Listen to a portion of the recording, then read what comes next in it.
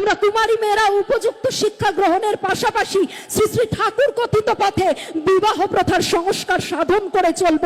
3, যজন যাজন ইষ্টভৃতি সস্তৈনীয় সদাচার ব্রত শ্রী শ্রী ঠাকুরের দেখানো এই সহজ বাঁচা বাড়ার পথ আসুন আমরা নিজেরা এমন ভাবে মেনে চলবো যাতে আমাকে দেখে আমার জীবন দেবতা তথা জীবননাথ, আমার জীবন আরাধ্য আমার শ্রী শ্রী ঠাকুরকে জীবনে পাবার জন্য, তাকে জীবনে গ্রহণ বা লাভ করবার জন্য সমগ্র বিশ্ব জগৎ আকুলি ব্যাকুলি করবে, তারা ব্যাকুল পাগল পাড়াও আগ্রহী হয়ে উঠবে। এবং সর্বশেষে 4, last but not the least, আমাদের জীবনের সব কাজের মধ্যে সদা সর্বদা সব সময় আমরা শ্রী শ্রী ঠাকুর ও শ্রী শ্রী বড়মার দিব্য জীবনাদর্শ পুঙ্খানুপুঙ্খ রূপে অনুসরণ ও অনুকরণ করে চলবো।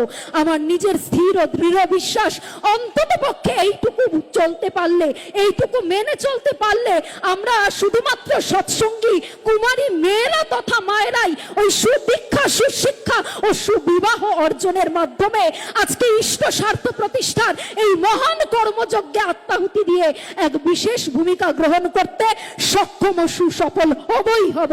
আসুন আমরা সমস্ত সৎসঙ্গী গুরু ভাই বোনেরা মিলে শ্রী শ্রী ঠাকুরকে ঘিরে তাকে নিয়ে এক সর্বাঙ্গ সুন্দর মহানন্দময় ও পরিপূর্ণ জীবনের অধিকারী তথা অধিকারিণী স্বরূপ হয়ে উঠি পরম পিতারই অহেতুকি দয়ায়, তারই অহেতুকি কৃপায় আমি আমার প্রিয় পরম স্বয়ং পরম পিতা পরম দয়াল পরম প্রেমময় শ্রী ঠাকুরের রাতুল শ্রীচরণ তলে সবারই সপরিবার তথা সপারিপার্শ্বিক সর্বাঙ্গীন মঙ্গল ইষ্টচ্ছল দীর্ঘায়ু জীবন প্রার্থনা করছি।